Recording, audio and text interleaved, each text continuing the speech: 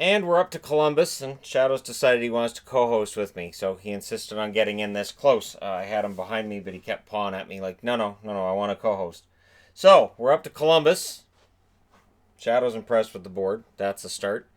Columbus had really an up and down season as well. I will say this. The losses they suffer in the offseason get kind of overblown. Kind of.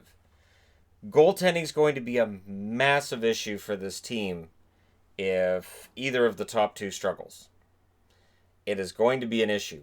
But they had 98 points this past season. They had 97 the year before. 108 the year before that. 76 the year before that. 89 the year prior. So, of those 5 seasons, they've made the playoffs the last 3. No, you can't run the mouse. You have to sit in the... No, you can't actually host. Sorry, you can't actually host. No. There's a limit, and you need to understand that. So they've been in the playoffs 3 years in a row, which is the first time in the franchise's history that took place. They finished with 258 goals, which is 12th in the NHL. Their goals against 232, which was 11th. Which doesn't show you just how strong Bobrovsky was down the stretch and into the playoffs. He had a fantastic season after a mediocre while there. He had some really mediocre numbers, and we were talking about how Bobrovsky, if he wants to make $10 million a year, he's not playing like it, and then all of a sudden he did. And he was one of the best goalies in the league, and all of the struggles he had during the season kind of get forgotten. That being said, looking at their record, they were 6-5 at the end of October. They were 15-8-2 at the end of November. 23-13-3 at the end of December. 28-19-5 at the end of January. So it's right about here they struggle a bit, but it's about a month that they have struggles, and then they end up 36-24-3 at the end of February. 45-30-4 at the end of March, and at the end of the regular season in April, they are 47-31-4, and they're in the playoffs with 98 points. Of course, it took until the last week to see whether they or the Montreal Canadiens would make it, but they did. And along the way, they kind of blew up their future. They did. They blew up their future to bring in Duchesne and to bring in Dzingel, but they didn't really blow up the present. And I know people are going to say, well, they lost Panarin and they lost Bobrovsky. Of course they did. We'll get to that. So their MVP right now, to me, the most important player on this team is Seth Jones. Seth Jones making that dominant step. If he has a Norris-level season, and he's absolutely capable of that, he could absolutely change the whole complexion of how things are run. And for John Tortorella, this is his biggest challenge as a coach since he arrived in Columbus, because he doesn't have that horse in the net now. So, and with that gone, and with the scoring prowess of Artemi Panarin gone off the team, it's going to have to be more scoring by committee, and they're going to lean on the defense a little bit more than they did this past couple of seasons. Last 5 years, of course, they made it to the second round this spring. It's the first time ever the team got out of the first round. So they were out in the first round in 2018 and 2017. And, of course, as previously mentioned, they missed the playoffs in 2016 and 2015. So can this team get back to the playoffs in 2020? I don't think it's as dire as a lot of people think it is. That being said, this is going to tell you a lot. Out. Sergei Bobrovsky and Artemi Panarin are the ones that are out. Now, people are going to point to Duchesne and Dzingel, but Matt Duchesne, in 23 games as a member of the Columbus Blue Jackets during the regular season, had 4 goals and 8 assists. He didn't play very well after getting to Columbus. Everything's all shiny and new in Nashville, but what people forget is Duchesne's known for underachieving during his time in Colorado and during certain points in Ottawa as well. And then after Columbus got him. So there is definitely a buyer beware when it comes to Duchesne, and Dzingel, after arriving in Columbus, puts up 4 goals and 8 assists as well in 21 games. And at certain points, he was a healthy scratch. So, Dzingel, good forward, but may very well have had a career year with Ottawa before arriving in Columbus. And after arriving in Columbus, his numbers go back more along the lines of where you can expect it, which is about 40, 45 points, maybe 15, 16 goals. That, I think, is highly likely to be where his numbers end up this year. I think his goals in Ottawa came from just the fact that Ottawa didn't have a very good team, and he was probably getting opportunities he was not going to get in Columbus, and he's likely not going to get from here on either. But when you look at this roster, there's a lot to like. If you're looking for goals on this team, they're likely going to come from Cam Atkinson, who had 41 this past season, and he was unstoppable at times. we'll see whether or not he can follow that up with another 40-goal season, right? Dark horse for scoring on this team, I have Oliver Bjorkstrand.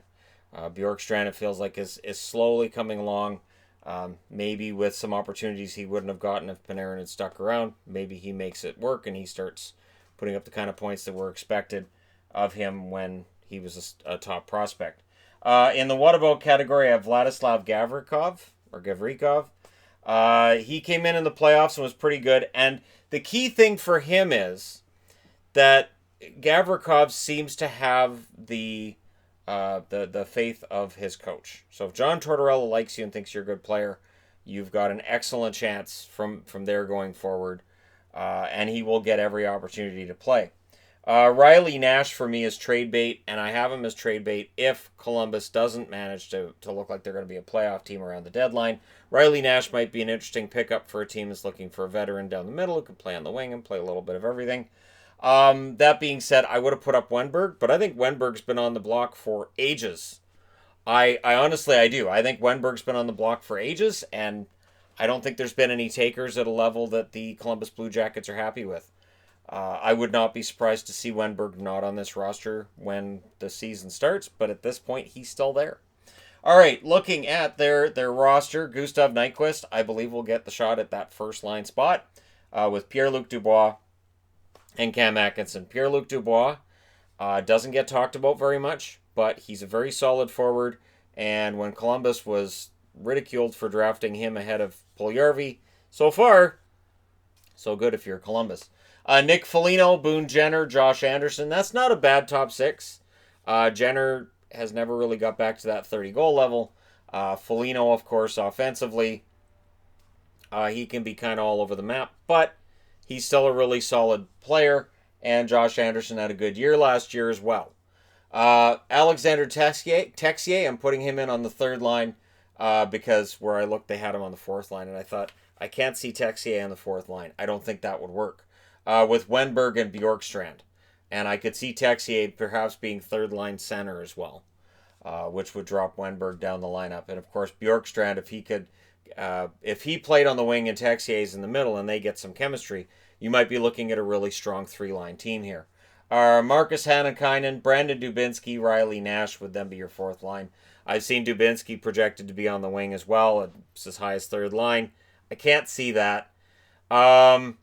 So the interesting ones become, like, on the left side, you got Jacob Lilia, and Sonny Milano. Sonny Milano, of course, played, I think, 8 games this past season. I think it's done for him at the NHL level. He may very well be on trade block as well.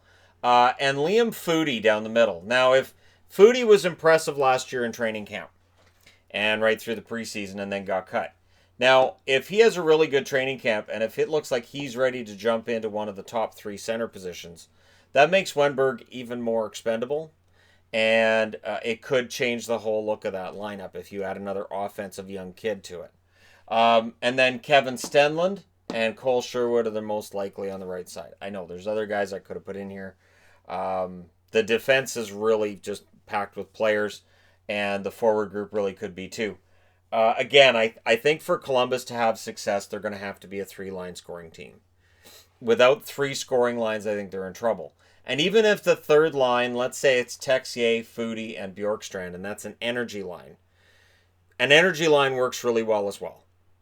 Just being able to go out there if they're a good puck possession line and they're able to throw the other team off, even if the offense isn't there to start with, just, to be able to maintain the momentum. They're going to need a lot of that. Blue line, you got Zach Werenski, who right now is, of course, a restricted free agent. I assume this is going to get done before the season starts. I would hope so. This huge logjam of restricted free agents is kind of obnoxious. So you got Zach Werenski, Seth Jones, Ryan Murray, who I'm putting ahead of Gavrikov, even though Gavrikov may push him down. David Savard, who is a very underrated, just very steady blue liner. Marcus Nudavara is in there as well, which would mean Scott Harrington would be the number 7. And I have a hard time seeing Scott Harrington as the number 7. And for that reason, it makes me think, maybe Ryan Murray could end up being on the block. And maybe Harrington, Gavrikov, and Werenski would make up that left side. Doyle Summerby, Dean Kukan. Kukan played some games last year as well. Adam Clendenning, who had a handful. He's always good for a handful of games during the season. And Gabriel Carlson, who was a first-round draft pick, and who knows if he pushed his first spot in that top 6. This defense core is really solid and really deep. Their defense could go a long way to making sure that this team stays in the hunt right up until the end of the season. And of course, Korpisalo is the starter. And I know Elvis, there's some people who pick Elvis to be the starter for Columbus and say he'll be just as good as Corpy. Both of them are 25 years of age. And so it's going to be interesting to see what happens. And then number 7 on the list is Matis Kivlenic or Kivlenics. Yeah. This goaltending, I don't know. I do wonder about whether or not they're going to add. They have to add somebody.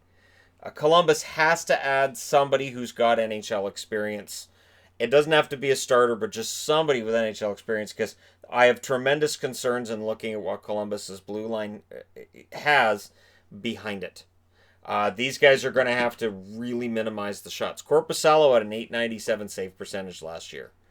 He did not have a particularly good season. And the year before, yeah, he's shown some signs along the way that he could be a future starter. This is absolutely trial by fire for him. But for a team that looks like they should be contending for playoffs, I do wonder if they've spent enough energy. Maybe I'm completely wrong. Maybe this will be a fantastic duo for them. But because of this duo, I have some tremendous concerns when it comes to Columbus. And I would love to see them go back to the playoffs for 4 years in a row, only because, John Tortorella is a fantastic interview, and I want to see him being interviewed in the playoffs. Because in the playoffs, he's even more animated. And this is a team that finally got out of the first round. It would be an absolute bloody shame to see them finally reach the second round and then take a step back this year and end up out of the playoffs. Could it happen? Yes. Their likely finish, they could finish as low as 8th in this division. Yes. They could finish as low as 8th. With this goaltending tandem, I can't see them being higher than 4th. The fact that the Metro is so close, I think it's going to be a handful of points that separates 4th and 8th. I think you're going to be looking at like 7-8 points between these spots. I don't think you're going to see a team that's absolutely dead in the water. But Columbus, it's going to be interesting because, again, the goaltending scares me with this team. I keep waiting for a goaltender to get signed by or traded to the Columbus Blue Jackets because there's no NHL experience here as a starter. There's virtually no NHL experience outside Korpisalo, period. I don't think there's any. So it is a tremendous risk that they're taking. They're taking that risk after going all in on the Stanley Cup and just making round 2 with Duchesne and Dzingel added. But this team still can do some damage. Nyquist will not make anybody forget Panarin. I'm not going to pretend he will. But he's not dog food. He's a good player. He can score you 60 points. He can get you 25 goals. And honestly, adding a player like him, yeah, he's not as good as Panarin. But they weren't going to get anybody as good as Panarin anyways. So adding Nyquist could absolutely make the difference for them. Because on the blue line, if they hadn't added on the left side, if they hadn't added Nyquist, this is a major weakness. With him added, it really helps keep that top 6 respectable. But it's going to be interesting because I really think this blue line is going to drive everything. And maybe if they end up trading out a blue liner, maybe they use that to bring in somebody to play goal. But let me know what you guys think, as always, in the comment section below. This team could absolutely take a nosedive. I'm going to say that while they could, I'm leaning more towards like probably right in the middle of this, probably about 6th. When I'm done this whole series, I will sit down and actually make myself predict where everybody's going to finish.